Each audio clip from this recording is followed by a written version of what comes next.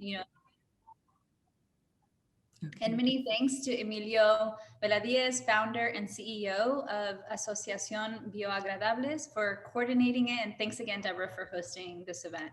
For us at the U.S. Embassy, it's an honor to see an alumnus of our International Visitors Leadership Program organizing such an interesting panel, and doing so in collaboration with our beloved American Space in Valencia, which I hope to be able to visit really soon. And we're particularly happy to celebrate World Ocean Day this year. Both the United States and Spain recognize the importance of the ocean to the health of the planet. The ocean covers more than 70% of the Earth's surface. It supports billions of livelihoods worldwide and provides more than half the oxygen we breathe. And right now, our ocean is under a lot of pressure from illegal, unreported, and unregulated fishing and unsustainable fishing practices, marine debris and ocean plastic pollution, bycatch, and abandoned fishing gear. The United States has long supported and continues to support the establishment of marine protected areas. Marine protected areas are an essential tool that can help protect biodiversity and habitats. They support fisheries, capture and store carbon, and build ocean resilience. In fact, the United States set a goal of conserving 30% of our lands and water by 2030, and marine protected areas are an essential and important part of that effort. One of the greatest cause of marine mammal injury and death is bycatch. And this is when non-targeted marine species are captured or entangled in fishing gear. In the United States, the Marine Mammal Protection Act seeks to address this issue through science, research, and restrictions on fishing gear and practices. Every day, large amounts of marine debris are discarded into our ocean due to poor waste management and illegal dumping and littering. Scientists estimate that a full garbage truck's worth of plastic pollution is entering the ocean every minute. The United States is working globally to help countries improve waste management systems to reduce plastic waste in the ocean and landfills.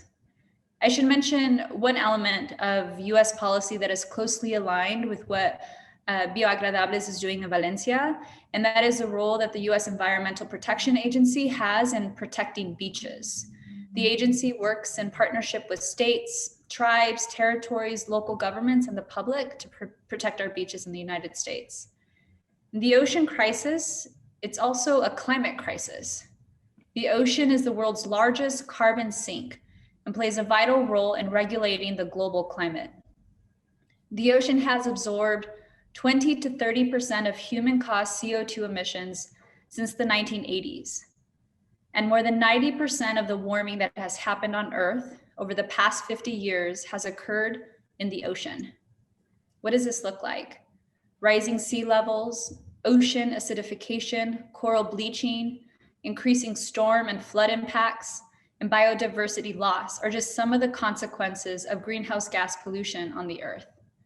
And the ocean is a source of solution to the climate crisis, from reducing shipping emissions to scaling up offshore renewable energy, to protecting and restoring coastal ecosystems that store carbon. And the United States is committed to combating climate change, and key partners like Spain are so important to that effort. Spain is a leader in environmental protection, renewable energy, and efforts to combat climate change, as President Sanchez highlighted recently during President Obama's Leaders Summit on Climate. I'd like to wrap up my remarks with a reminder that the United States cares not only about domestic issues regarding ocean preservation and climate change, but we see these as important international issues because after all, we all share one planet. And today we confidently proclaim that protecting our ocean and tackling the climate crisis is an essential element of US foreign policy and national security. And we're very pleased to have Spain as a vital partner and a leader on the world stage with us in that effort. So thanks again for your time, and I wish you all a fruitful discussion on this very important topic. Thanks for inviting me. Thank you so much, Erica. We appreciate it. Emilio, shall you take over from here? Yes, of course. Thank you, Erica, for your words and for honoring us with your visit, with your presence here. And I'm honored to host this webinar one more year because we did it in 2020, if I don't remember wrong. Yeah, perfect. And I am honored to share this room with these 4 speakers because they are really working really hard on the interest topics. So I'm just going to introduce myself a little bit and the work that we have done with Biodegradables. So everybody who doesn't know us, so gets a little of the context. Well, my name is Emilio Veladiez. I am the CEO and founder of Biodegradables since 2012. We have been organizing cleanups and doing environmental education here in the city of Valencia. And we have also collaborated with American Space since 2014, doing projects as the Water Bodies project that we have done in Barcelona also with American Space and in Madrid, doing different kind of cleanups and workshops in the different cities. Since our collaborations, we have been working really tight in the cleanups in Valencia, and also I was honored to be in the IVLP program in 2019, I think. It was a long time ago. I don't remember the year, but it was a really nice experience, sharing the knowledge with 18 representatives from 18 different countries. And it was like a kind of the coolest experience that I have with this kind of work, with this kind of projects. And I really learned a lot. And basically, the idea that I take from that trip is that we are all connected. We have the same problems, even if you are in China, Argentina, or Valencia. So we need to work together in this fight. That's why we are here today celebrating the World Oceans Day as a way of celebrating the work that we have done during these years for the oceans, for the conservation of the oceans in a different fields, because we have today academics, we have NGOs, we have people working from different angles and tackling this kind of problems. I think I'm going to present the first one. So we kickstart this webinar. And thank you all for being here, and thank you for attending this webinar. The first speaker is going to be Maria de la Fuente. She's a researcher for Free University of Brussels. And she's going to speak about climate change and oceans. So for sure, we are going to enjoy this talk. Let me give her the power and the voice to do this. And posting, yes.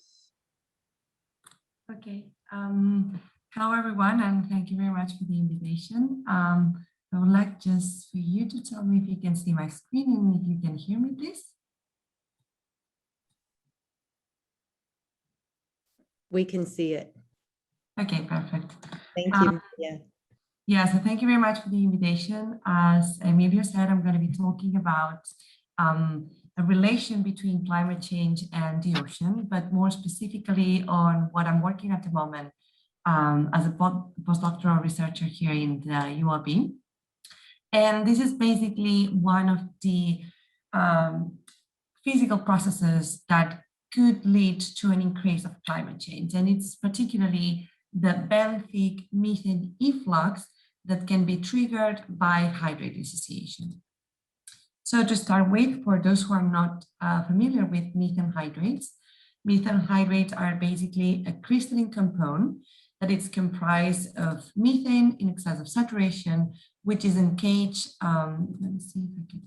it's engaged within the molecular structure of water molecules. So basically, we have some methane that is engaged on an ice crystal, basically. And to be able to form hydrates, what we need to have basically it's the pressure and temperature conditions that are necessary for that. So basically in black, we see the pressure and temperature combinations, which needs to be higher pressure and low temperatures. And in this gray area, it's the stability field for these compounds. And what we see is that to form, obviously, we need to have these stability conditions, but also to have available all these forming components, which are the methane, that we all know it's a really important gas in terms of greenhouse effect, and water.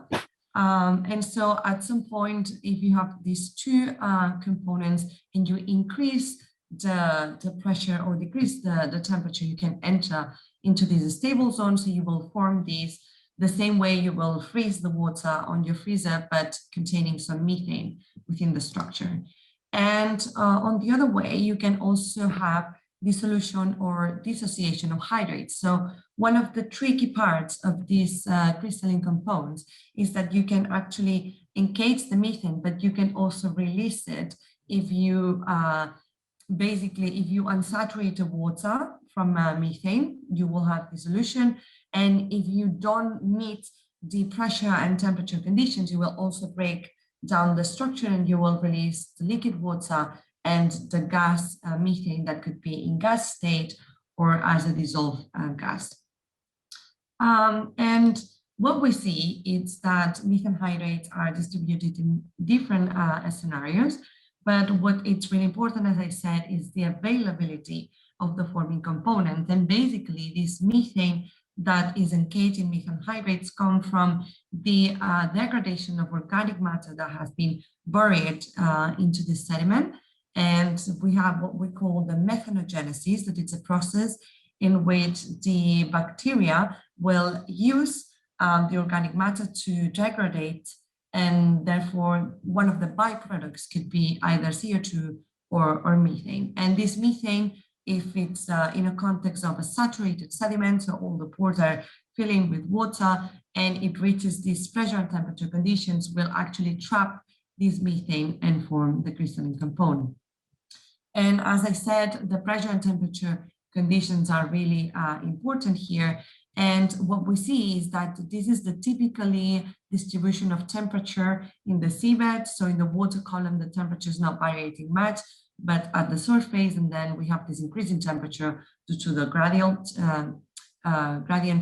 thermal increment in sediment. And if we compare this temperature curve with the pressure and temperature stability in red of hydrate, we can see that all this area in red here will be a combination of pressure and temperature that are suitable for the hydrate to form. And the same happened in the area of permafrost. We don't find hydrates only related to water, but in the permafrost area as well. And these conditions of pressure and temperature and availability are really common all around the world. And we can see here all these red points are areas where methane hydrates have been either inferred from geophysical data, or they have been actually collected from the sediment. So you can see that their distribution is really worldwide. And how can they appear? Well, basically, the hydrates that I'm studying at the moment are those that appear within the sediment porosity. So as I said, if the sediment is full with water and we have the methane, these methane hydrates can form within the sediment porosity, but we can also find them in terms of bubbles rising up from the lakes. This case is a lake in Canada. Or we can find them also within the ice that we will find in the permafrost, which is basically soil that it's frozen because the water is exposed to really low temperatures. And this is just an example of how we can actually assure that methane hydrate contain methane, and it's not just me saying it. So basically, this is one of the bubbles that we saw on one of the lakes. And if we break down this bubble and we expose whatever is inside this bubble to a flame, what we can see is that it's actually burning. That happens because methane is an inflammable gas, and therefore all this gas that was actually migrating from the bottom of the sediment towards the atmosphere. It will be the same effect as if you open a bottle of Coke or anything with gas in it. As soon as you despressurize, these bubbles are going to try to reach the area with less pressure. So the same is happening here. And what we see is that basically it's a bubble of methane that was migrating, and because of the cool temperature, the surrounding of the bubble, it's forming methane hydrates, and basically we can see that its methane is actually trapped there. And why are they so important? Well, first of all, methane hydrates are the largest reservoir of methane on Earth, and basically they store about 100 to 500 times the same amount of carbon that we release annually into the atmosphere by fossil fuels. So it's a lot of potential of methane that is stored there. And that's the reason why methane hydrates have been thought as a cleaner energy for a future transition, although it is still a hydrocarbon, so it's not really clean, but it's cleaner than burning other hydrocarbons. Not recommended, but it's still one of the things that it's interesting about methane hydrates. And it's also interesting because, as I told you, it's distributed worldwide, and that means that some countries can actually have independence in terms of energy. So countries like China and Japan, they have a lot of methane hydrates in the seas around their countries, and that could mean that they could avoid taking petrol or oil or gas from other countries and behave independently in terms of energy consumption. It is also important because methane hydrates may have an important environmental impact. So in this video here, we see how these methane hydrates are actually breaking down and releasing these bubbles of methane. So if we already know that methane is a gas that it's potentially impacting the climate, we can expect that all these bubbles may have an impact as well on ocean chemistry, but also on atmospheric chemistry. In fact, it could increase the global warming or increase the ocean acidification or reduce the oxygen content. And finally, methane hydrates are also related to geological and geotechnical hazards. So in here, we can see a poke mark, which is a depression of the sea bed interface. And this is because when either you exploit hydrates or they dissociate naturally, we pass from a solid structure to something that is liquid and that can fluid through the sediment. So basically we have a change in volume that involves changes in the stresses in the soil, and that can cause these instabilities that can even trigger tsunamis or other catastrophes in terms of geological or geotechnical hazards. In this talk, I'm just going to base on the hydrates that can be found in the marine sediments, and for which the stability is explained, as I said, by the combination of the temperature curve and the stable pressure and temperature combinations for hydrate. So all this area in red is where methane hydrates could be found in a stable phase. And this is two examples of how we can look at hydrates in the marine environment.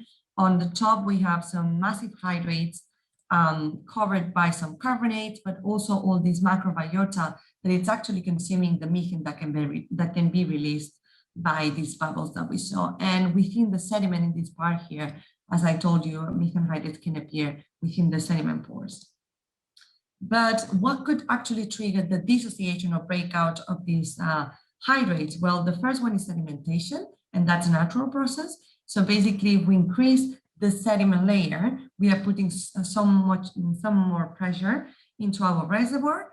And what we'll see is that the temperature is actually adjusting to this increased layer of sediment. And definitely we are decreasing the area of stability in red. Therefore, everything that was in this red area before, it's actually forced to be dissociated, and therefore it could create an efflux of methane in the seabed water interface, and ultimately the atmosphere if the bubbles actually reach the end of the water column. And one of the processes that can trigger hydrate dissociation, and that it's not natural because it's human related, is the ocean warming. Because if we increase the temperature of the bottom of the ocean, we see the temperature curve, it's actually shifting. So instead of, let's say 3 degrees, we have around 8 degrees in the bottom of the ocean, which is a lot, but still it's just a representation of the physical process. What we see is that we also reduce the intersection between these two curves, and therefore all the methane hydrates that could be found in this previous red zone can actually dissociate and again release all these bubbles of methane toward the ocean column. And one of the things that it's alerting us a lot is that during the last 7 months, there has been a lot of news regarding the fact that scientists and other people have been seeing this massive release of methane bubbles in the ocean, but not only in certain areas of the Earth, but basically either in the North and the South Pole. And that's really worrying because we also know that climate change doesn't work in the same way in both poles of the Earth. And why is this important? Well, we are saying that methane hydrates will be releasing methane because of the increase of the temperature given by climate change. And we know that methane is the third most important atmospheric greenhouse gas contributing to global warming. In fact, CO2 is 22 times more powerful than carbon dioxide. And after approximately 2 decades, when the methane is released into the atmosphere, it actually converts into CO2. So we have a double problem here.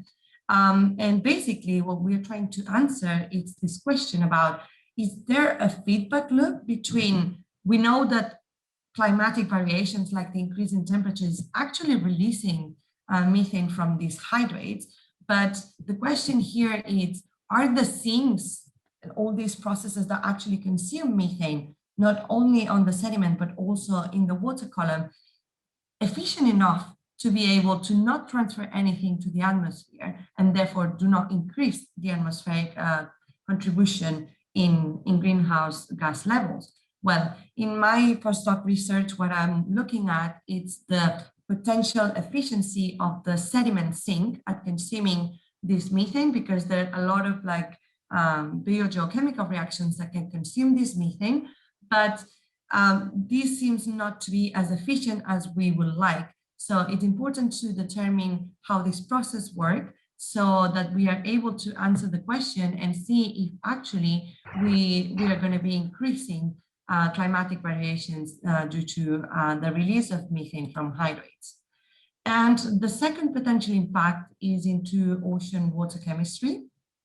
So for those who are not familiar with ocean acidification is the decrease of the pH of the water because of the dissolution of CO2. So in the atmosphere, we have a lot of CO2, and the CO2 is dissolved in the ocean water. And what we have is the formation of the carbonic acid that ultimately dissociates into protons. And these protons obviously increase the acidification of the ocean, and that has a clear impact on the precipitation of carbonate. And this is worrying not also because of the proper acidification itself, but also because it disturbs the creation of all these skeletons for marine biota, and that actually hinders to keep having the same trophic chain for food, not only in the ocean, but also impacting in humans.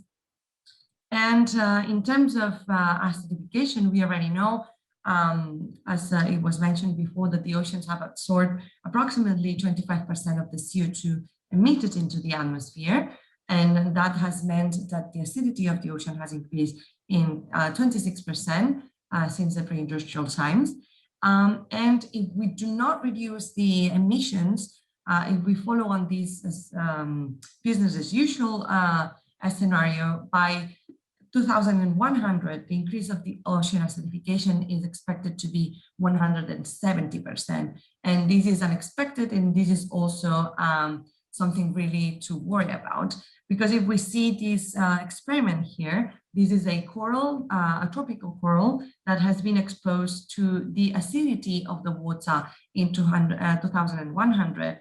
And what we see is that in less than 6 months, all these corals are basically dead. So we are going to have an increase in the rate of bleaching in the ocean. And why do I say that? Well, because methane hydrate dissociation releases methane into the water, and there are a lot of biogeochemical reactions that have positive and negative impacts on the acidity or alkalinity of the ocean, and that depends on the saturation, carbonatic saturation of the sediment. But basically, it's really unknown how much of all these sink processes are actually consuming this methane, and how much is actually released, and how much actually it's increasing the acidification, and how much can even migrate to the atmosphere. So this is a really worrying problem. And the final question to finish my presentation will be for you to answer, or maybe give me some hints, if you think that methane efflux from hydrate dissociation, in that case, triggered by climate change, is or not, or could be a key piece when modeling the climate emergency. Thank you very much. Thank you very much, Maria. Really, really interesting, the topic, an amazing presentation. And I think it will be a key. I don't know if you have some conclusion or some hints, or you want them to think about it. I would like for them to perhaps Okay. like give me some ideas. Yeah, if someone thinks that it could be actually a problem, or like what's the impression at the moment about this issue? Okay, so anyone wants to step up and say something, or you can use the chat.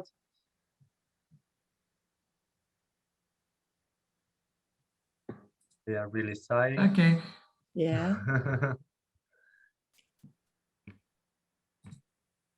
There is definitely one parallelism between methane hydrate dissociation and what's happening in the permafrost. So permafrost also contains a lot of organic matter that has been degraded by bacteria. All these organic matter and bacteria are actually defreezing or melting at the moment, and there's a lot of methane also migrating from there. It's basically the same problem, but again, everything that happens in the ocean seems to be less important because we don't see it, but that doesn't mean it's not important. And we know that if we increase acidification of the ocean, the capacity of the ocean to regulate the climate decreases as well. So it's like positive feedback into the issue. Personally, we don't have results yet because I only started like a year ago, and building such a complex thermo-hydro-biogeochemical model for hydrates, it's really complicated. But what it has been shown is that the efficiency of all these processes of consuming methane is not as high as we think it might be. So all these microbia that consumes methane actually takes a lot of time to have a built-up community that can use this methane. And there's also a lot of components in ocean chemistry that can make this pH increase or not. So depending on the in situ chemistry of the ocean, this methane will have an effect or another. So it's actually quite difficult to specify. It sounds like that. It's really complex. It is. Again, thank you, Maria. Thank you so much. We are going to pass to the next speaker. He is Borja Mercado. He is from Asociación Ambience, and he is going to talk about the biodiversity of the ocean. So I let him to it.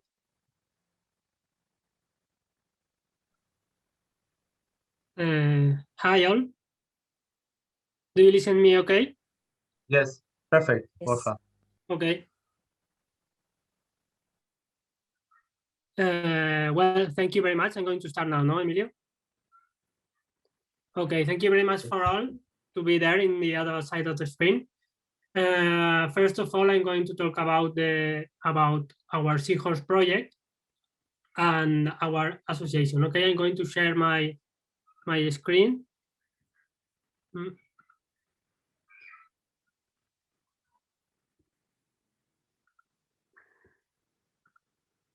Do you see my screen okay? Perfect. Okay, thank you very much. Yes. Well, as I said earlier, we are going to talk about seahorse conservation. First of all, I want to present Ambience. We are an association like Bioagradables that we manage and study and make science with our environmental natural places. And the first thing that I want to answer or to talk with you is why do we need the conservation? Because all of us we're talking about conservation, but the real thing is why do we need conservation? Well, we need conservation because with the new technologies and human behavior, we have separated from our natural places. And the thing is, in order to have a good future, we need to recover this natural behavior and live in a harmoniously with the nature. In any cases, because we don't want to see pictures like this, no, with our rubbish in the seas and animals dying. And well, we have last year a pandemic, and all these disasters have the origin in our impact of the nature. Another thing that we must to take into account is because sometimes most of the people has asked what is the value of a species? Well, because nobody wants to conserve this kind of insect, and some people hate jellyfish, but nobody asks about why do we need to help dolphins or to preserve, to protect the dolphins or the pandas, no? The thing is, all of the species have economic, ethical, and aesthetic. Not all, some species have one of these, but all of the species have one of these things that we need to preserve it. Okay, and we have good luck with the seahorses because the seahorses has these three skills in order to protect economic, ethical, and aesthetic. Most of you are thinking, which is the economic value of a seahorse? Well, since the Greek, the ancient Greek, they appear in medical books because they have, or we assume that they have some peculiarities and or some capacity to help us to help us with our illness, like hair loss, respiratory diseases, renal problems, or something like you can see in the screen. Well, here we don't have the tradition to use the seahorses like a medical, like a drug, but in Asia there are a big industry and fisheries related with the seahorses fishery. In fact, the data are not quite accurate, but they used to fish in 15 and 20 millions of seahorses, but the results say that they are more or less 40 millions of seahorses per year. They use non-selective fishing nets or gears, and it is one of the biggest impacts in seahorses population at global level. Well, this alert some association and institutions like CITES that they highlight the necessary manage of this situation, because the numbers say that 19 millions of individuals per year are going to be fished, and 32 countries are implicated in this fishery. CITES put the species in different appendix in order the level of protection or level of managing that they need, and all the seahorses of the world are in the appendix number 2. This means that, this implies that the countries that signed this appendix or this authorization need that declare that the exports of these animals are not harmful from the wild population. But, well, this is not true, because most of these countries don't advise about their fishes. The thing is that the IUNC says or highlights is that all the seahorses, pipefish, and sea dragons are species with data deficient.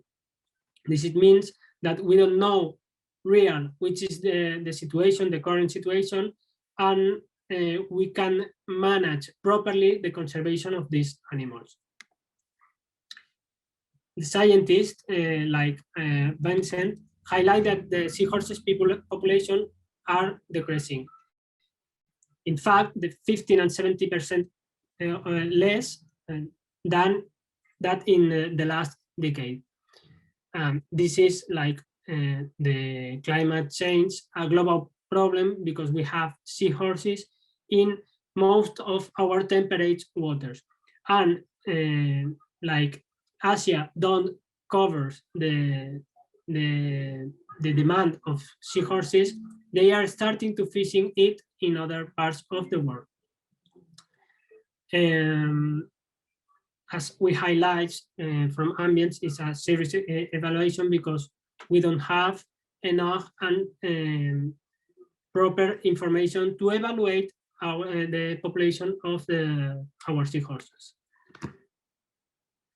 Well, as we can see, if we save the seahorses, we can save the seas. And why?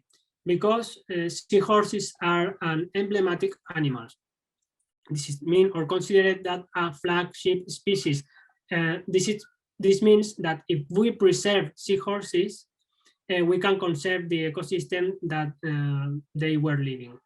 And seahorses are important because from the society are charismatic, wonderful, and they are emblematic, and we can preserve the most important ecosystem of the world, protecting the seahorses, because fortunately or unfortunately they live in the most damaged ecosystem, like coral reef, seagrass, or mangrove.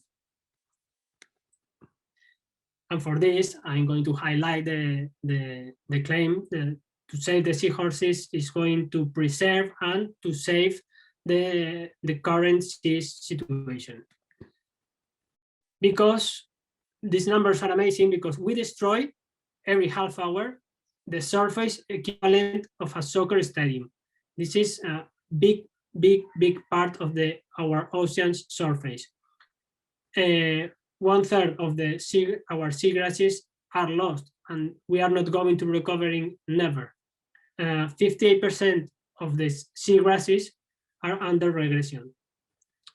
And as Erika mentioned earlier, we need to apply measurements, like maybe marine protected areas, because it is important to highlight that for seahorses, the marine protected areas, they don't need a big marine protected areas. We can save and protect our animals and oceans with small marine protected areas.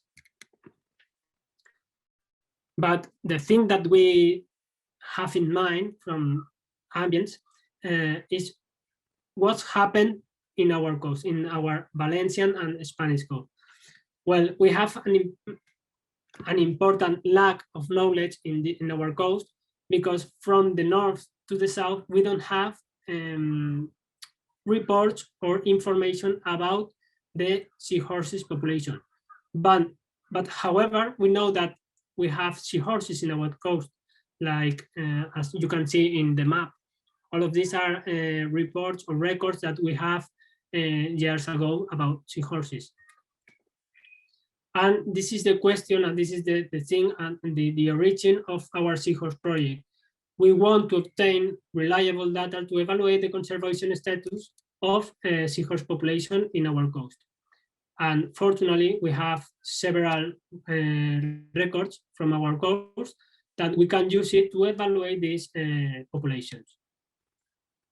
The methodology of our project is quite easy at the beginning, because we only use a QR code that is linked to a single small questions that the people who asked this when they found a seahorse, they scan the code, answer the questions, and they give us an important information about the population of our coast.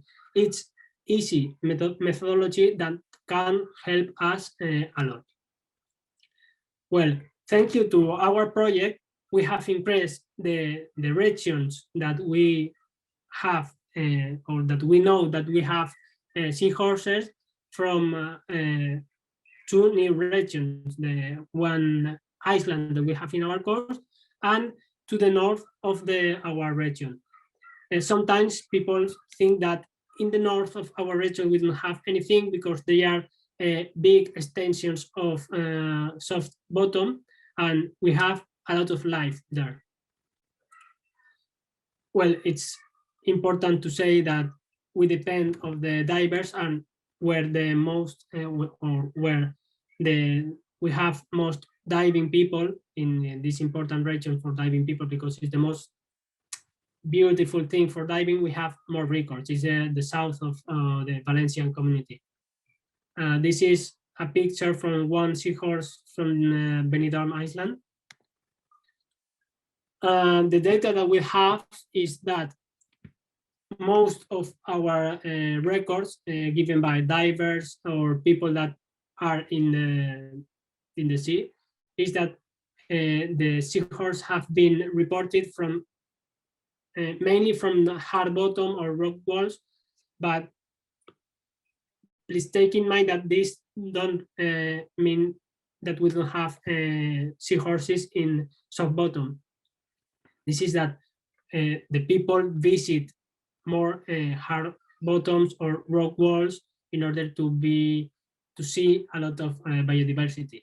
And for this reason, most of our records are from this kind of ecosystem. Here in the Mediterranean water, we have 2 species, and the most reported species in our database is Hippocampus gutulatus. This is a long-nosed seahorse. And also we have a few reports or records from Hippocampus. This is the short-nosed seahorse. Well, to finish the presentation, I only want to show a preliminary hypothesis that obviously we have a clear lack of knowledge about seahorse populations in Europe, and especially in Spain. We have a high number of records in the south of our regions because of the reason that I mentioned earlier, that is the most popular region for diving. Well, we are looking for this hypothesis because it's important, because nobody has studied or reported this, is that Hippocampus gutulatus have affinity for hard substrate regions. And of course, we have underestimation the numbers of individuals that we have in our community. And from ambience, the thing that we want is to promote with seahorses diving tourism of quality and responsibility with the nature.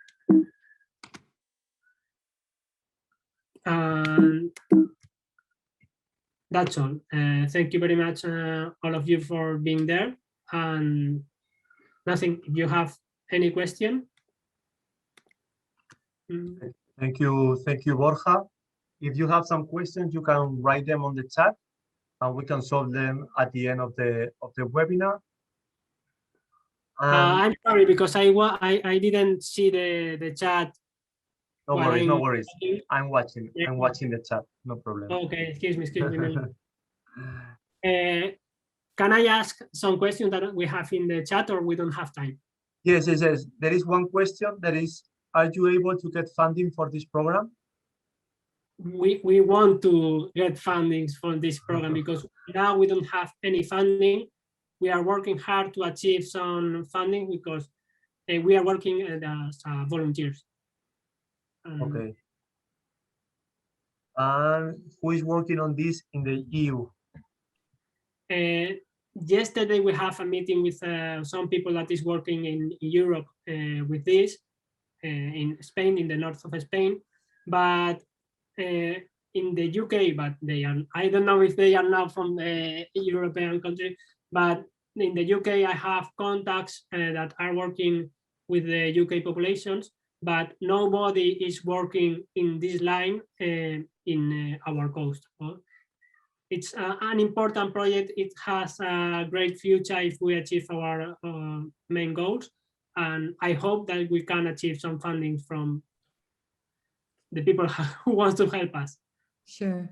No, those were questions from me, Carlos, and thank you so much for your presentation.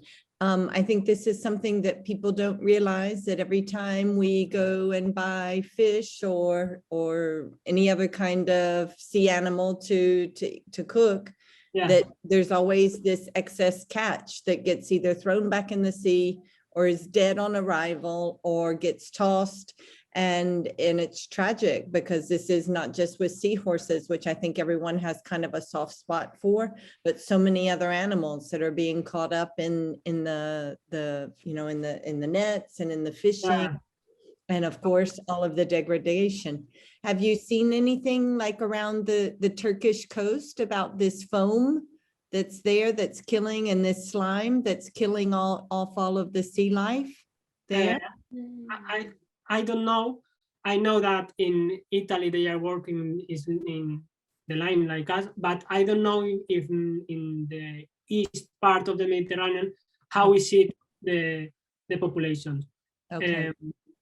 I'm agree with you, but the people only think with the commercial fish, but there are a lot of fishes that are used for farm fish, are used for medical things that are going to be exploited without any manage. And I want to claim that please, we need to manage all the fishing because we are destroying the population, not because of the fishing, it's because of the irregular, illegal, and non-managed fishing. Exactly. Thank you. Thank you. Thank you, Borja. Thank you, Borja, for that perfect answer, because it's like a huge problem, the managing of the fisheries. And there is a huge percent of the fisheries that are illegal or unmanaged. So we have the last question because we have a couple of minutes. If you don't mind, Borja, there is something we can do to help increase seahorses population? I hope. The thing is, the end of our project, and this is a big goal, is to have a small micro protected area for seahorses. Why? Because seahorses don't swim a lot. They only need a small area to grow and to live in peace, to reproduce. And I think that if we achieve small marine protected areas in our coast, we are going to increase seahorses population. Another thing that we can do is to try to reproduce them in captivity and then reintroduce. But I think that this is short time measure, because the thing that we must to achieve is that they can reproduce alone in the nature. Okay, and the most important thing is to have micro reserves in all of our coasts, in USA, Spain, because they are quite important from the fisheries of the local regions and from the fauna of the local regions. Perfect. Thank you, Borja. And we are going to pass to Okay, we are going to pass to Olga Novillo. Okay, so if you are so kind to give me the power again, and I will pass it to Olga, that is going to talk from the academics also. She's going to talk about microplastics. Okay, so let me check. Olga, are you there? You're in Yeah, charge, Leo. I mean, Okay. I don't know if I'm in charge. at this here. You're the boss. There, you're the Okay.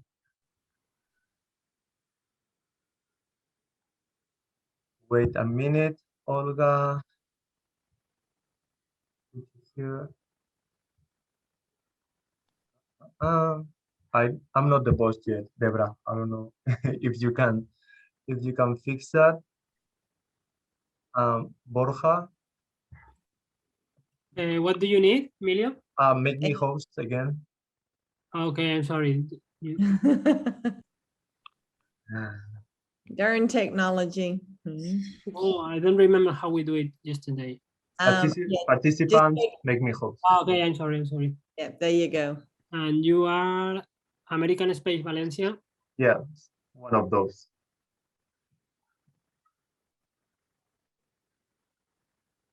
Excuse Nice. me. Perfect.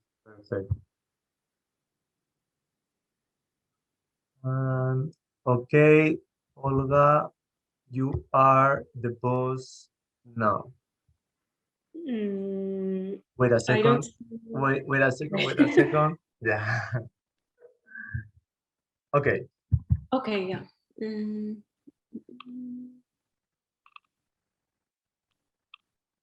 Okay, do you see it? Perfect. Okay, great. Well, first of all, hello everybody, and thank you for inviting me to this Oceans Day meeting. And well, I'm here to talk about microplastics and micropollutants at sea and their potential consequences to marine biodiversity. Okay, so first we will have to start by answering this question, basically what microplastics and micropollutants are. Well, I guess everybody here knows at this point what a microplastic is. But sometimes because of this trend we have now going on with plastic and all of that, we often miss the point in micropollutants, which are also very important to study. And they are, in many cases, they are most critical than microplastics, but they are more difficult to understand. So we don't talk that much about them. So yes. What is it, a microplastic? Well, microplastics are plastic items that measure less than 5 millimeters, basically. And they can be from two origins. They can either be primary or secondary, depending on from where they come from. So primary microplastics are microplastics that are manufactured of that size in purpose. So that is, for example, microplastics that go into cosmetics or into industrial applications. They are used, for example, eroding surfaces, also in facial scrubs, in toothpaste, in a lot of places. Fortunately, this kind of microplastics, at least the consumer goods ones, that is personal care products, basically, they are starting to be banned in a lot of countries. But anyway, we still do find a lot of these plastics in the environment as well.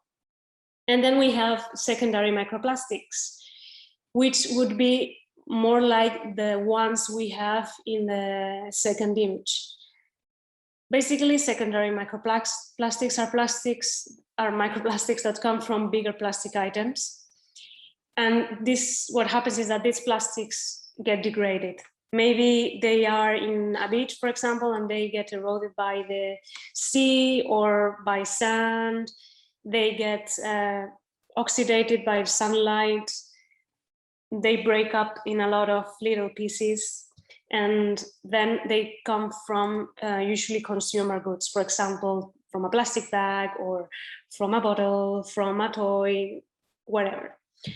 So it's really interesting when we do microplastic studies to identify them if they are primary or secondary, because they're telling us basically from where they come from.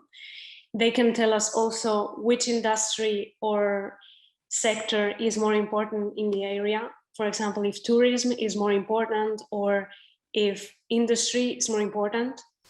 And it's really interesting to know this because you can really see geographical differences. For example, one study in the UK, in the United Kingdom, showed that most of the microplastics were from primary origin. And not only that, but they were from the industry.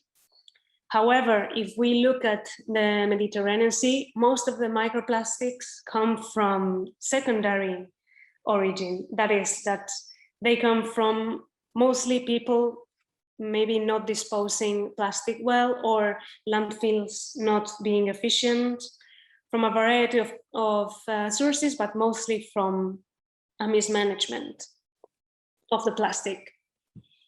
Then that is from one part. Then we have micropollutants or pollutants, chemical pollutants, however, well, whatever you want to call it. Micropollutants are basically chemical pollutants that are found in low concentrations or sometimes medium to high if there's a point source.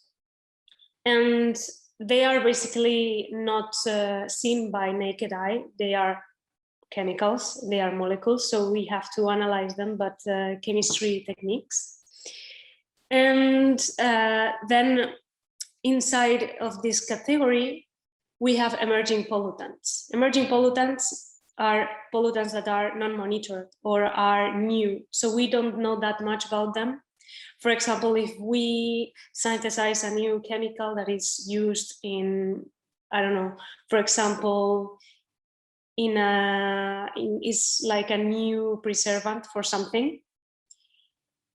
As it's new, we do not really know if it's going to be toxic if it's not tested enough in the environment. So if we start to find it a lot after a few years of using it, then we'll say that is an emerging pollutant.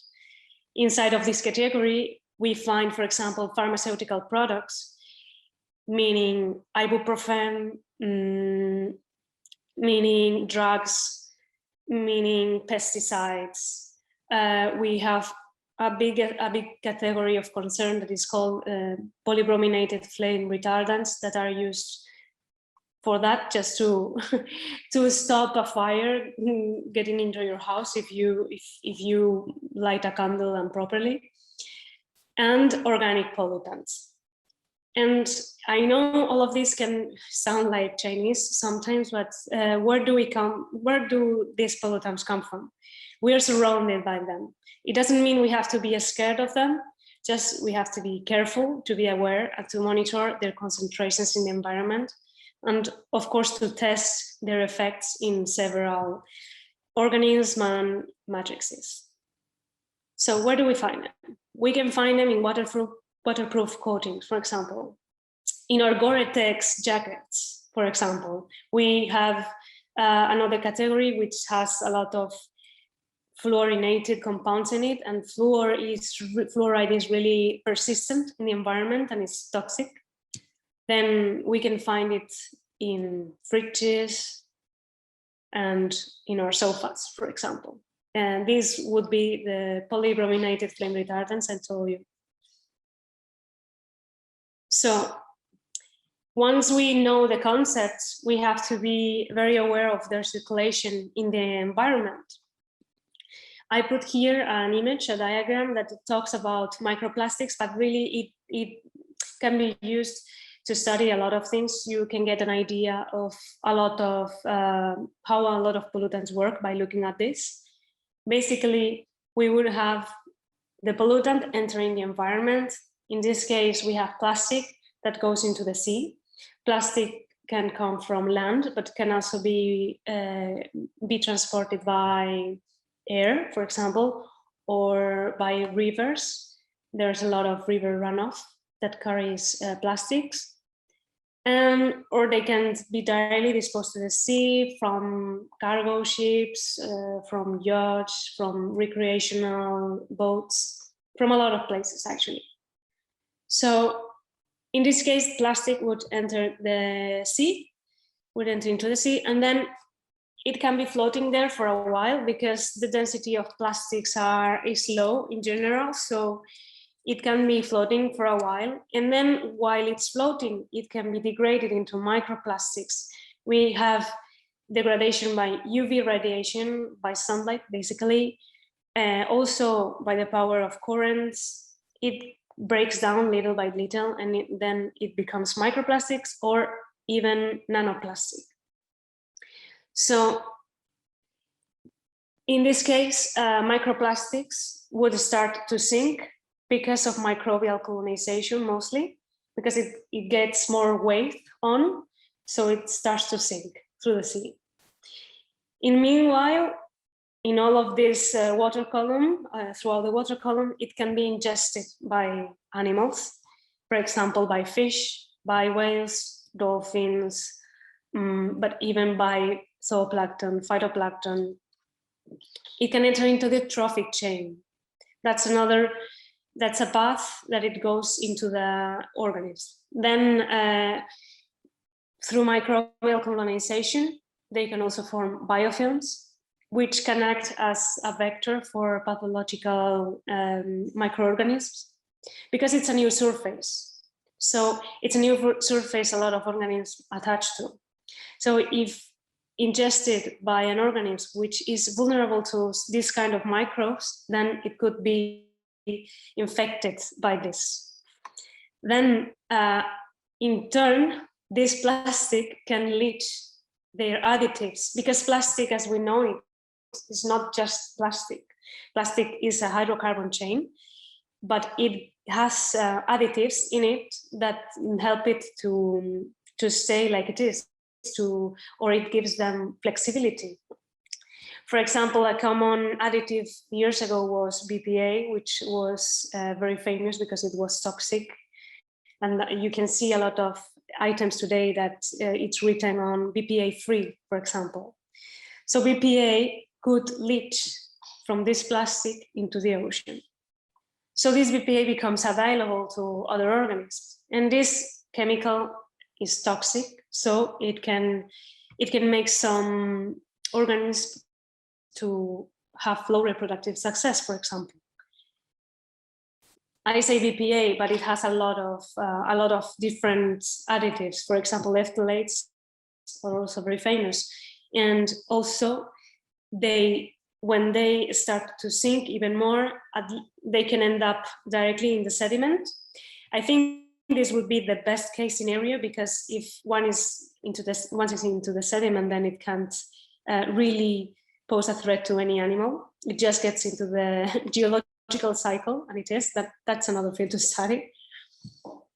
And then another property that these microplastics have is that they have a big surface ratio.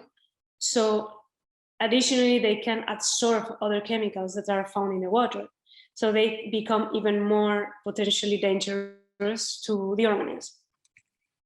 And then, of course, I didn't mention it, but when plastic is bigger, it can cause entanglement, ingestion, strangulation. All of us have seen pictures of marine turtles getting into fishing nets, for example, or seabirds into these plastic things that are in the cans. So yeah, and at the end, you can apply this diagram to a lot of chemicals. A lot of chemicals come also through river runoff or through air. So, and they circulate through the ecosystem in a really similar way. The only difference would be that they do not have microbial colonization, because they are molecules, basically. Yeah. So a key concept I want to introduce here to understand how it works is biomagnification and bioaccumulation. Basically, at the end, if we have low concentrations of something, we are prepared to deal with that. Our organism is prepared to deal with that. The problem becomes when the concentrations of contaminants get high in our body.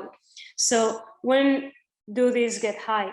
For example, it's not the same if a big whale it's a microplastic than if a small zooplankton eats a microplastic, because it's meaning that the plankton is really small, so it would be eating a particle that is really the same size as the organism. So that's not good, of course. But if a whale eats a microplastic, just one, then probably it will go in and then it will go out again without posing any risk. The problem with some chemicals, moreover, is that if a lot of small organisms eat this chemical, and then a bigger organism eats, for example, I'm going to say it by numbers. Say, for example, if krill here eats one microplastic each, and then one fish eats 5 organisms at the same time, then it has 5 microplastics. But then if a seal eats one of the fish that has already eaten 5 or 10 krill organisms, then it multiplies. And at the end of the trophic chain, we have a top predator that has eaten all along the chain, has eaten all of the accumulation of the contaminant. Let the contaminant be plastic or phthalates or another kind of things. So what do we do with this, or what impacts do we have on marine biodiversity? Because we hear a lot about pollution, but less times we hear about what it actually produces. So at the end of the picture, if you disrupt one level of the trophic chain, you can alter the whole ecosystem. So it produces a cascade effect. A disruption in one level provokes a series of detrimental effects in the entire trophic chain. So if a level in the trophic chains goes extinct, then probably the one which is above this level will also have trouble maintaining itself because it won't have enough food, and so on. So yeah, we really have a cascade effect here. Then whales and dolphins and marine turtles are very charismatic animals, and we always have a picture of them in our minds. But really, plankton and small organisms are especially vulnerable because of their size, and also because the concentrations in them can be really high. And then they are also very important because phytoplankton are the producers, are the first level of the trophic chain. If the first level gets disrupted, then the whole trophic chain becomes disrupted as well. Also, we have to take into account that some organisms have very long recovery times. Some organisms reproduce every year and they reproduce in big numbers. But for example, Posidonia oceanica, the Posidonia we know, has very long recovery times. That means if I destroy a Posidonia peri this year, I'm not going to be able to restore it by next year. It will take 10 years, maybe 20 years, I don't know, but a lot of years. And another interesting effect that could be provoked, that this is not detrimental by itself, but it could be interesting for biologists, is that maybe some animals are more prepared than others to survive to this disruption. So their pollution could act as an environment, an evolutionary driver. Yeah. So then, okay. We also have to differentiate. Well, we all already talked about bioaccumulation. We also have to differentiate about chronic and acute exposure. In environmental pollution, we usually talk about chronic exposure, that is exposure during a long time to low levels of pollutants normally. And these pollutants can cause endocrine disruption, which is a disruption in the hormonal system, basically. So it can have effects on reproduction. We have genotoxicity when it affects our genes, and it can worsen oxidative stress. All of us have oxidative stress. It's a general response to life in general.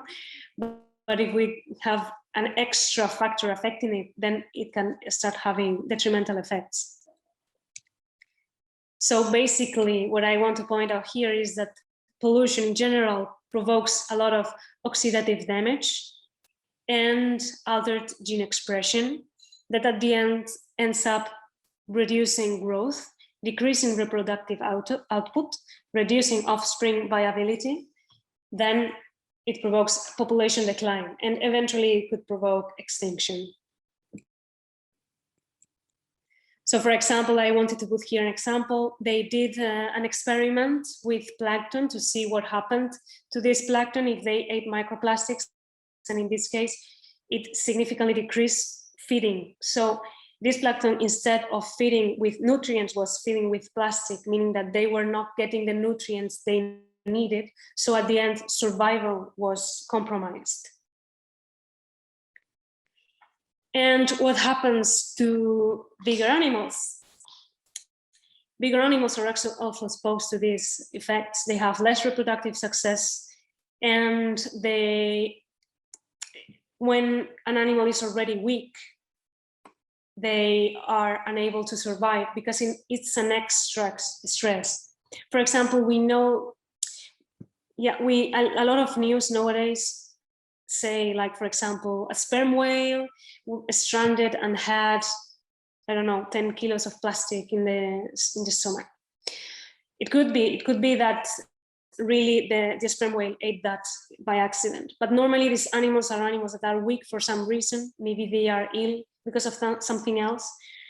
So in desperation, they eat whatever they find in the environment. So of course, eating 20 kilos of plastic is not healthy. So their health condition worsens even more. So they end up stranding and being dead, ultimately because of plastic, but they may have a previous condition.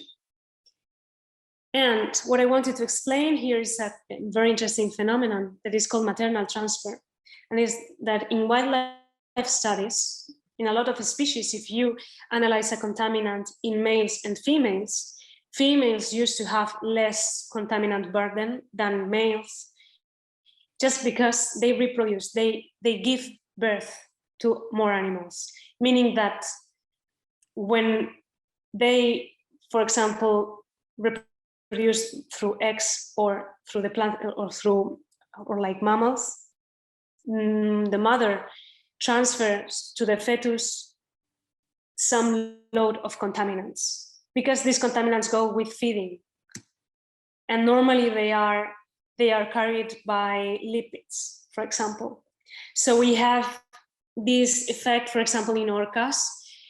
For example, female orcas have lower concentration of contaminants than their offspring.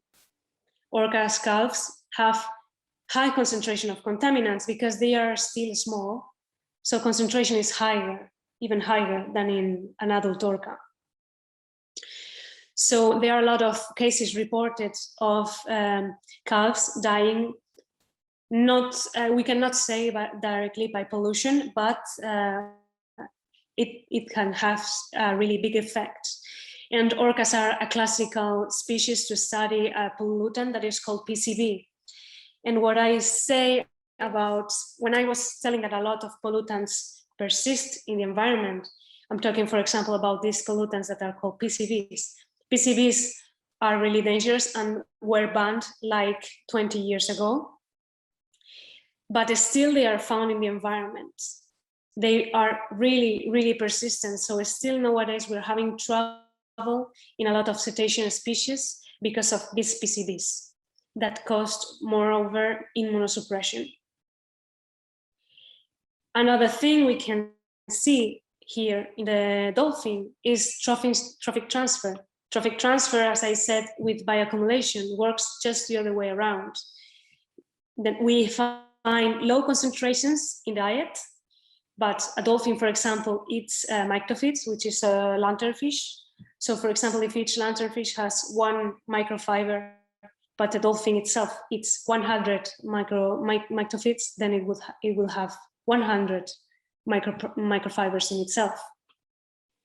And yes, so, and actually we did a study where we could see that dolphins had microplastics indeed, not that many, maybe because as microplastics float and dolphins dive, there are not that many microplastics in the water column. But we could see that some cases had really high microplastic content. For example, in a dolphin, we found 88 microplastics. Mostly they had one or two. The thing is that 99% of them, if I remember properly, had microplastics inside, not dangerous concentrations, but some of them did have a lot of microplastics inside. And what is even more interesting is that what we're finding, and not only us here in Valencia, but also in other studies throughout the world, is that normally we have a lot more of fibers than of fragments, meaning that a lot of microplastics are coming from either from clothes, from fishing nets, from face masks now, and they are even more difficult to detect than fragments. So that is very interesting and is now getting more and more studied. And I wanted to end this presentation with a really classic case that I think it illustrates all of what I've told here. And is that, if you know, in the Faroe Islands that are Danish, they have this tradition of eating pilot whale. And they still do it nowadays. The thing is that pilot whales are top predators. And if you remember, as I told you before, top predators have the most concentration of contaminants. And specifically, pilot whales have a lot of mercury and PCBs. And mercury is really dangerous as well. And they don't recommend pregnant women to eat fish sometimes. So this tradition was going on, and it goes on still, but in a lot of studies, they have recommended to people, please stop eating pilot whale because it's so polluted. It's dangerous to humans as well. And actually, if you can see here in the text I copied here, they even say it is with great sadness that this recommendation is provided. The pilot whale, well, it has served the Faroese for many hundreds of years, but it's necessary to ban pilot whale meat consumption from a health point of view.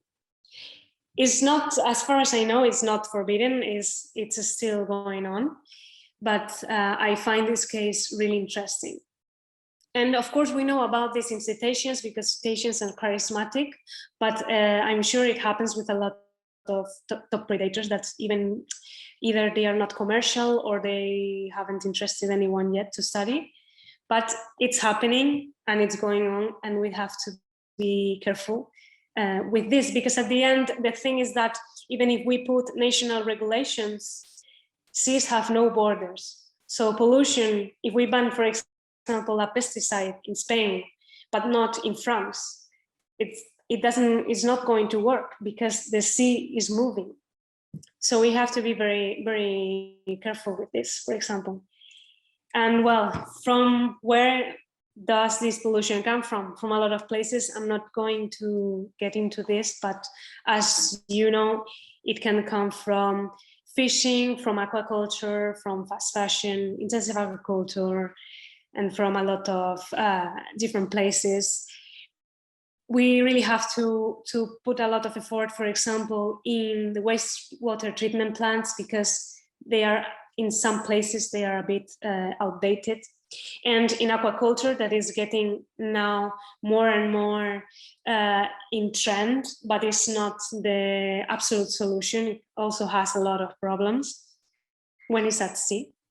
So yes, well, thank you for listening. This was all. Well, the culture of the excess, of course, at the end of the long run is the biggest problem. And yeah, thank you for listening. And if you have any questions, you're welcome to ask. I know it has been a lot of content in just half an hour. Thank you, Olga. It was also a great presentation. I really enjoyed the microplastics and the micropollutant because even I work with the cleanups, I didn't know about these micropollutants that are everywhere. I was really shocked about the sofa that you say that they are toxic. So probably I will spend less time in the sofa right now. And I wanted to ask you if it has been tested, and how long shall we be exposed to this micropollutant so it becomes hazard for the human, if maybe the skin problems or something like that? Yes, a lot of them have been tested, and fortunately for us, they used to be in low concentrations, so they don't surpass health thresholds, neither on us, neither in a lot of wildlife. But we have to monitor them because the thing is that they are there all the time, and we don't really know what could happen in the long run. Sometimes we don't have to get paranoid because I mean we have to live and everything can be considered a pollutant, but we have to monitor them because sometimes there are point sources where it is a problem or an industry has an accident, so we have to be prepared for that. Okay. We having here a question to Olga. The presented problem of microplastics and micropollutants is huge. So just a suggestion, do you have available a cost double Pareto analysis? What was the, sorry, oh, I can see The chat? chat. Can you open the chat? Oh yeah, okay. Yeah. Which one is it? Last one. Oh, the last one, okay. From Pedro. Okay.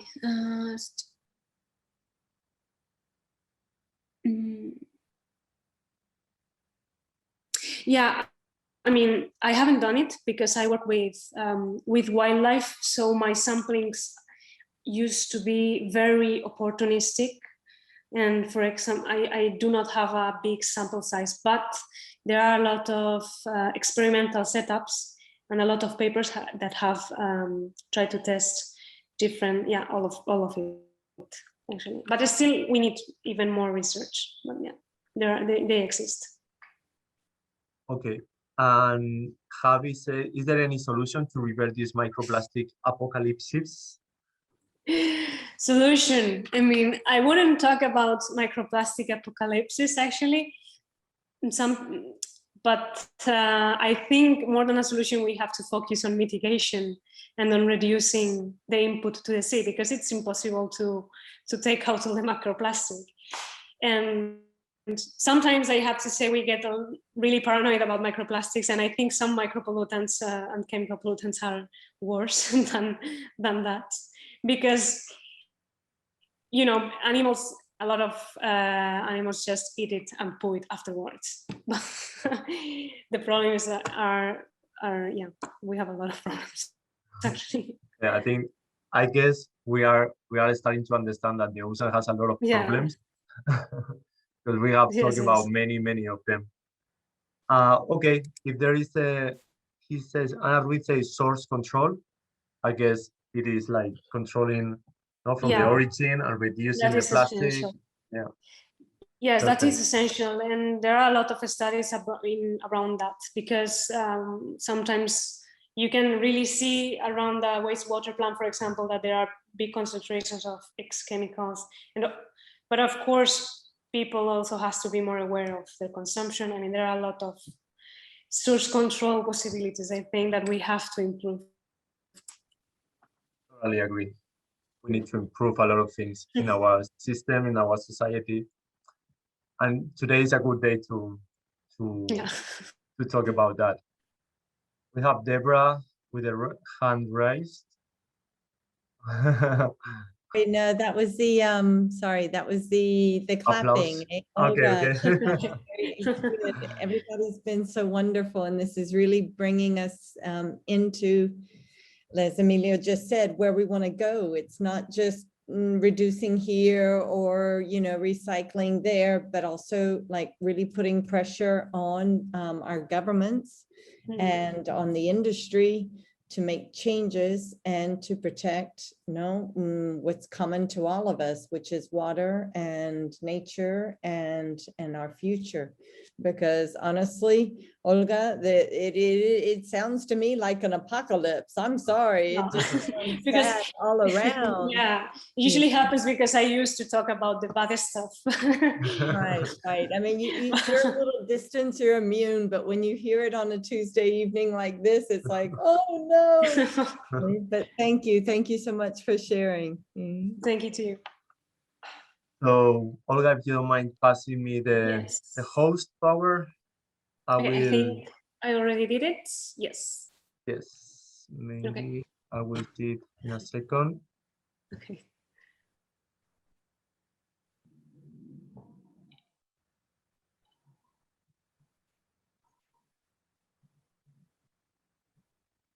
Okay, and the next speaker is going to be Carlos Micó from the NGO of Áncora Cultura del Mar. And he is going to talk about the projects that they have in Portichol, in Denia. Javier, sorry. I always confuse the city. que nos pegan. Javier. Olga, I think you still have the power because I can do that. Can do the change. Please check it and do any of American Space a host. If you don't mind. Again, we can see Carlos right now, but I want them to give. I stopped the power, so I think I do not have them. So no one has it. It's not a stop. It's making me again. It's like you go to participants, click on the more arrow, and give it to me. American Space. I go to participants, but I don't see. You don't see American Space? There are two of them. Oh yes, yes. Do the one that's speaking, that's Emilio. Okay. Yes, that's me. Perfect. Thank you, Olga. You're welcome. Okay, Carlos, wherever you want. Thank you, Emilio. I'm going to see if I can share the PowerPoint. Can you see it? Yeah? Yes. Okay. Well, thank you, Emilio, and thanks to the organization for inviting me to talk about such an important aspect and yet so little divulgated, such as the cultural importance of the sea.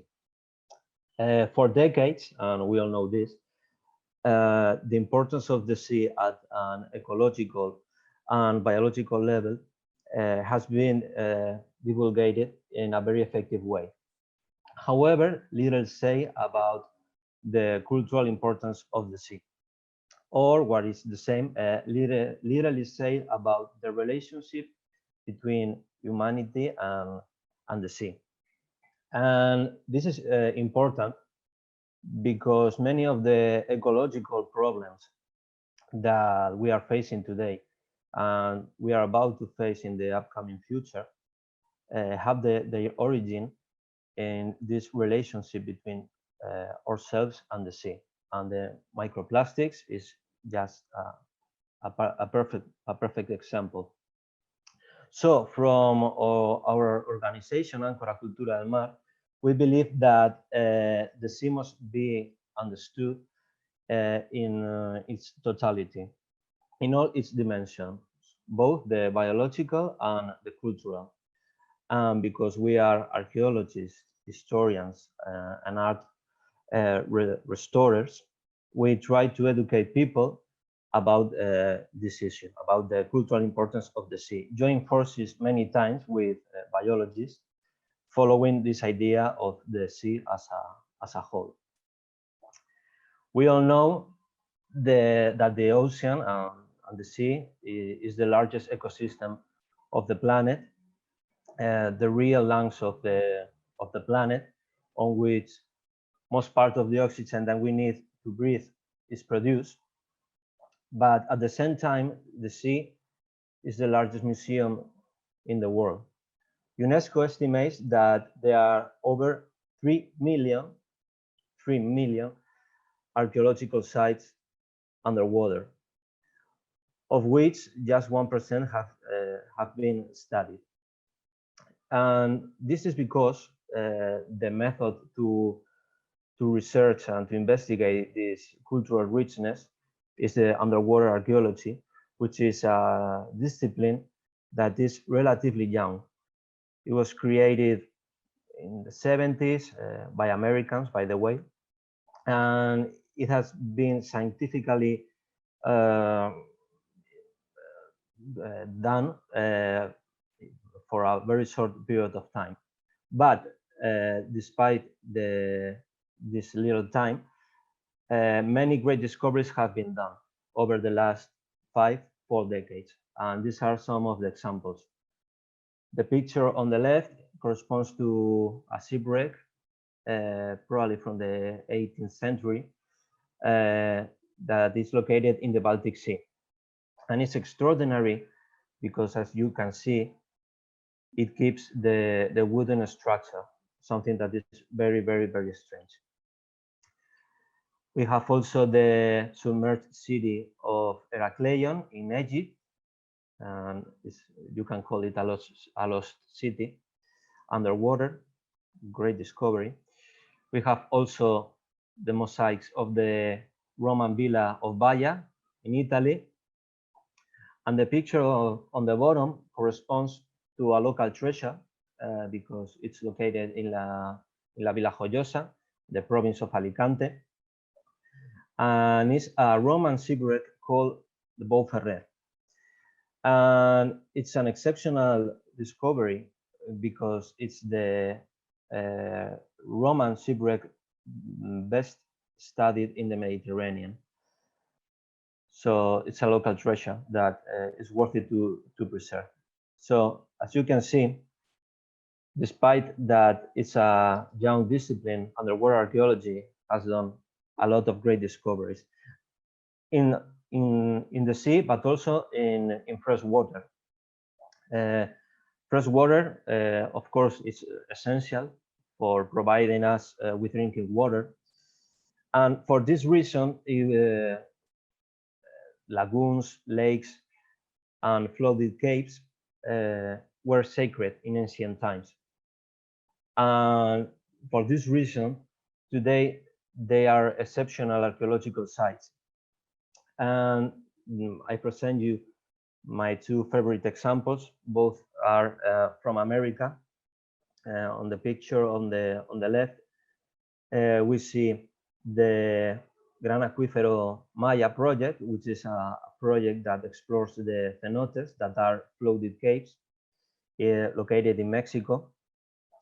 And that flooded caves called cenotes have provided a lot of information about Mayan cosmology and the prehistory of America, because in addition with Mayan offerings and other archaeological artifacts, underwater archaeologists have found fossils from the wildlife, the megafauna that used to inhabit America during the last ice age, including human fossils like the skull on the picture that belongs to Naya. And Naya is the first recorded Native American human being. And the other two pictures correspond to Lake Titicaca project that studies the archaeological richness of this lake located in the border between Peru and Bolivia. And it's a lake that is still sacred today for the Aboriginal Aymara populations, but it was, of course, it was also sacred for the ancient inhabitants of the place, the Tiwanaku civilization, and it was a very important offering place. You can see by the picture the offerings found during this project.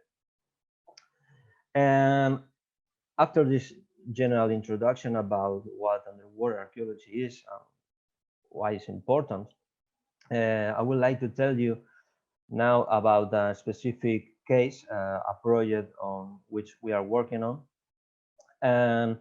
But before talking about it, let me show you a very short video that we made as a presentation to present you the underwater archaeological project of Portichol Bay in Javia, not in Denia.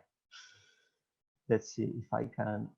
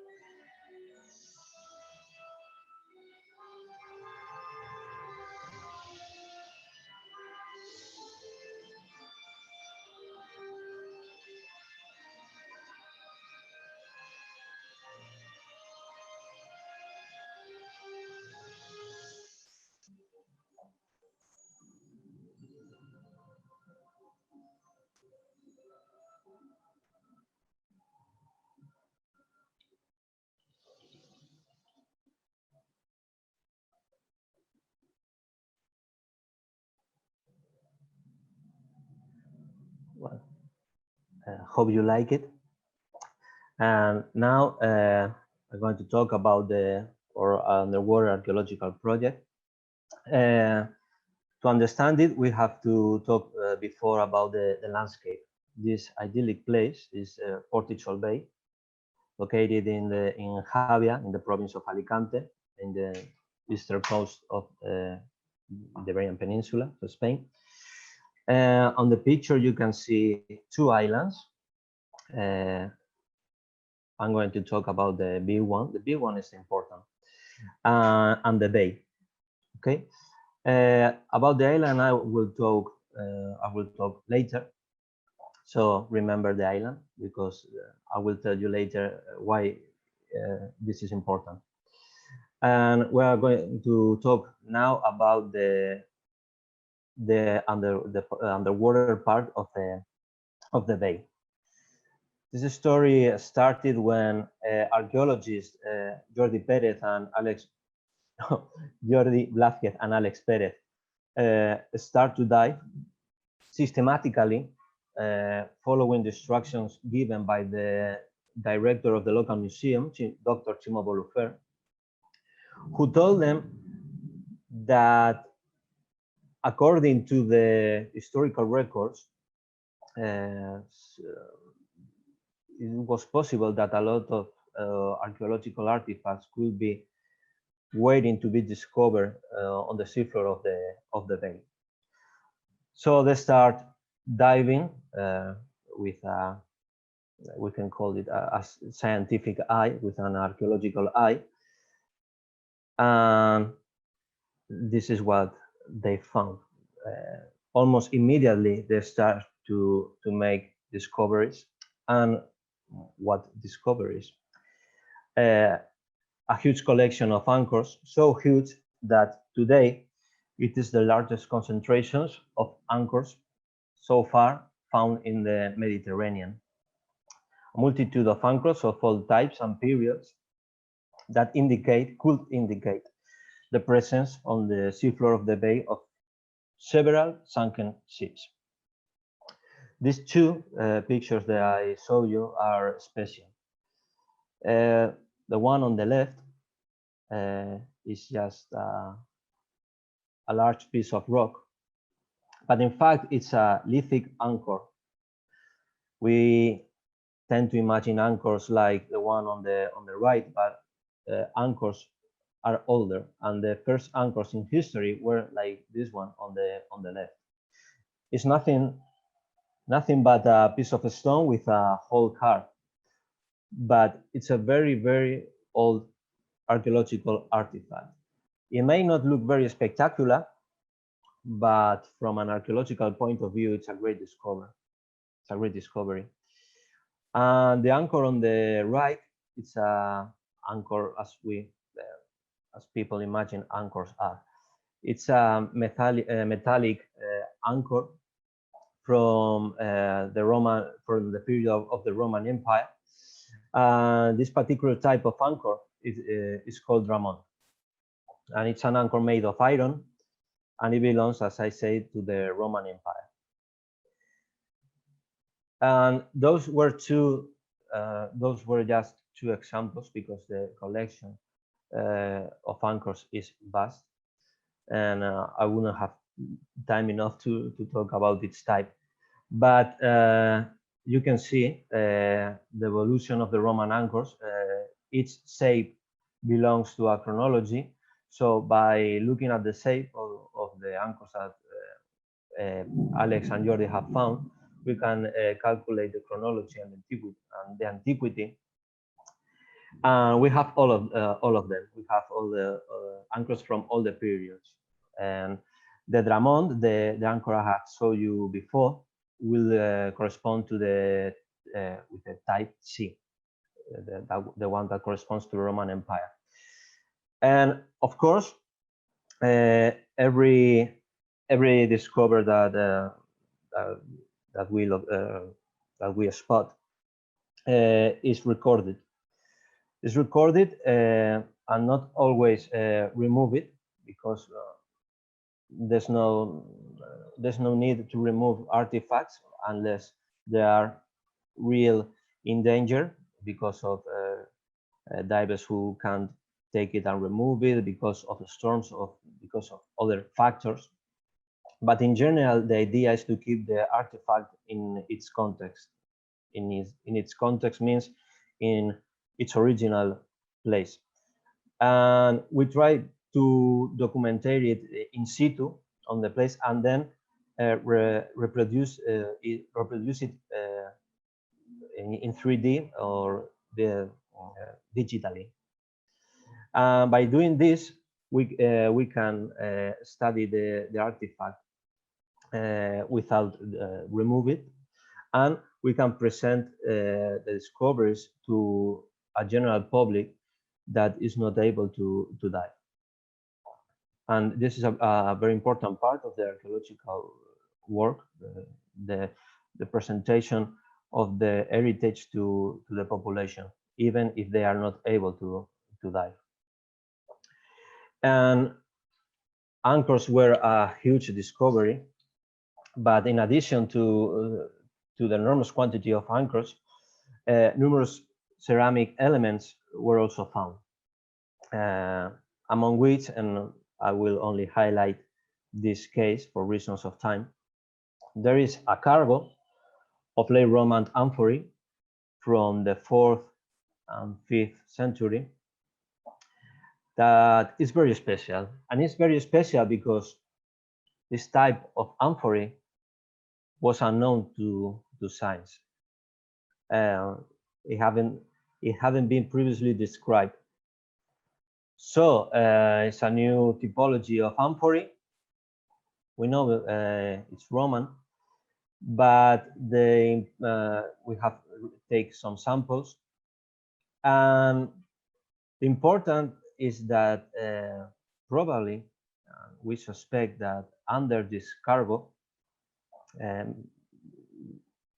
we could find a Roman shipwreck that obviously is unknown to science, but we need to excavate to know if we are right or not. So far, we have take some of these amphorae. Some of them have been scientifically and carefully removed to be studied on the laboratory. This is one of the cases when remove the artifact is justified. It's something new, and we have to take samples to preserve them away from curious divers, storms, etc. So a huge discovery, plus the huge collection of anchors, a new type of amphory, probably a sunken shipwreck. And this picture of the collection of the amphor allows me, now that we are about to finish, to launch a message to the general public, especially to those who dive. If you are diving and by accident you find some archaeological artifact, please do not touch it, or don't remove it. Even if you want to take it to the local museum, or you know some archaeology and you want to take it, you want to take the artifact and share it with the people and with the science, you are doing it wrong.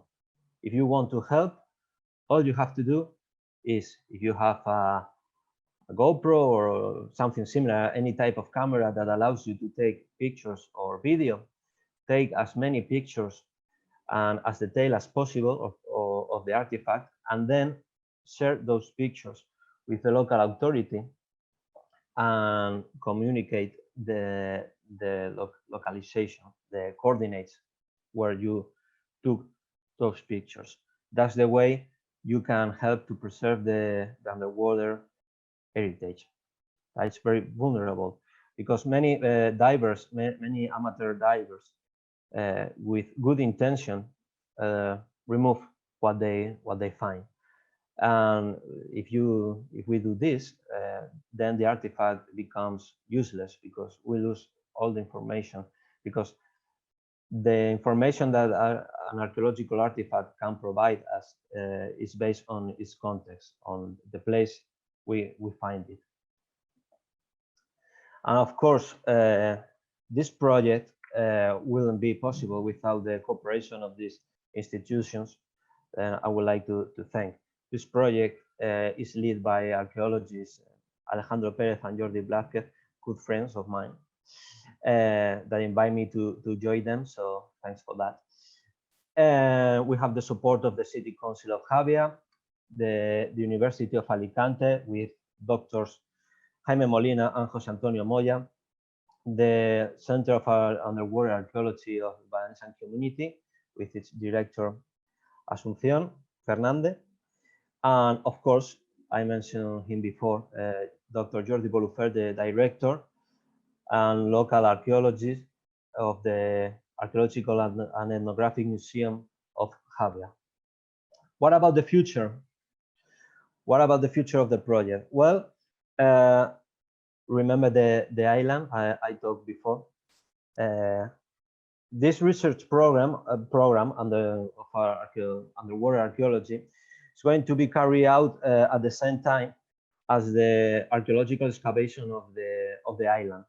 So the idea is to excavate at the same time on land and underwater, because the main goal of this research program is to discover the relationship between that isthmus, I'm talking about the island, and the finds and the findings that are located on the seafloor, because the only possibility to explain such a big accumulation of anchors and pottery and nautical remains in such a small place is that island has some meaning. In the ancient times, must have been an important place for marines, for sailors, and we don't know what is hiding yet. So the idea is to excavate at the same time the island and the bay. And also the most important part, the most important part is the research, but almost the most important part is the divulgation of the findings. The idea is with the University of Alicante and the Archaeological and Ethnographic Museum of Javia to digitalize all the site, make a 3D reconstruction of the site, of the underwater site, and make also 3D reconstructions of the anchors and the amphory. So we will allow public who can't dive, or even people with vision problems, to touch the artifacts and to interpret. So we're going to share the knowledge that the waters of Portugal Bay hides with the local population and with all the public interested. And I think I'm running out of time. So time for the conclusions. You know, as an historian and an anthropologist, I always say the same. Our development as a species cannot be understood without the sea. Oceans are the future, but they were also the past, and they are the present as well.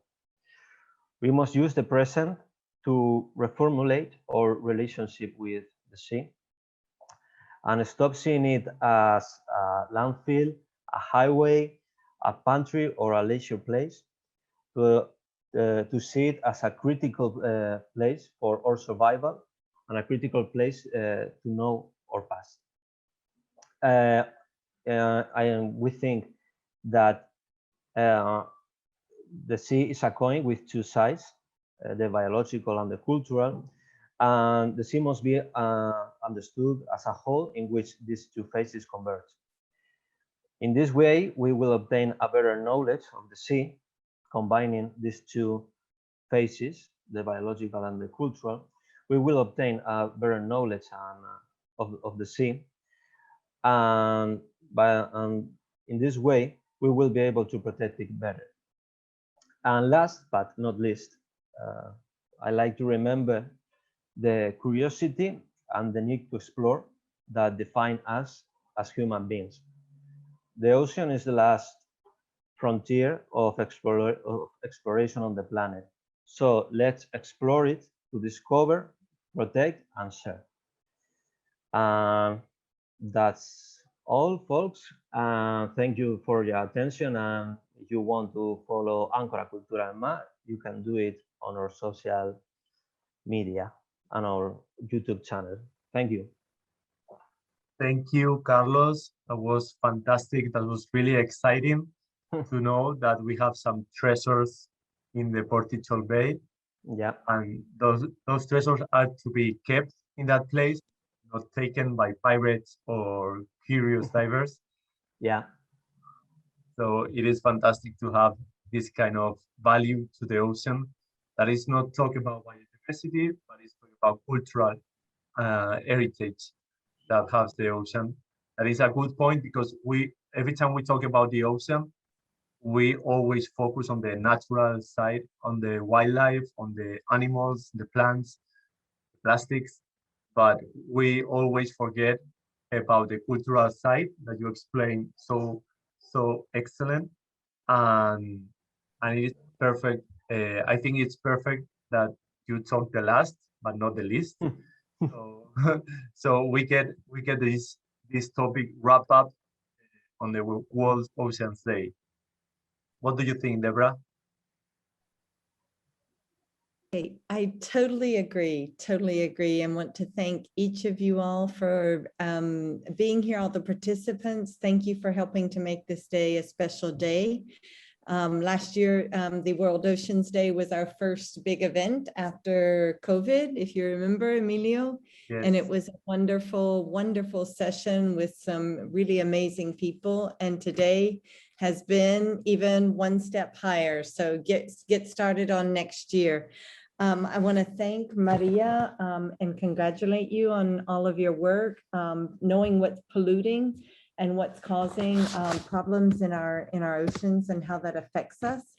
And thanks as well to Borja for bringing to light these very incredible animals, amazing animals that are affected by all the things that we're doing to our oceans. Olga, I thought I knew about microplastics, but obviously I can't even skim the top. So I appreciate you telling us how, these are coming about, how they're breaking down so that we can be more knowledgeable. And even as you said, like just reducing how we wash our clothes can make a big difference. And finally, Carlos, thank you so much for sharing this with us, because it's an amazing, fascinating project that you're working on. And I'm so glad that we have this cultural heritage, and I hope that it can continue to be there. We've probably got pirates' treasures. We've got amazing artifacts, amazing people like you that are working.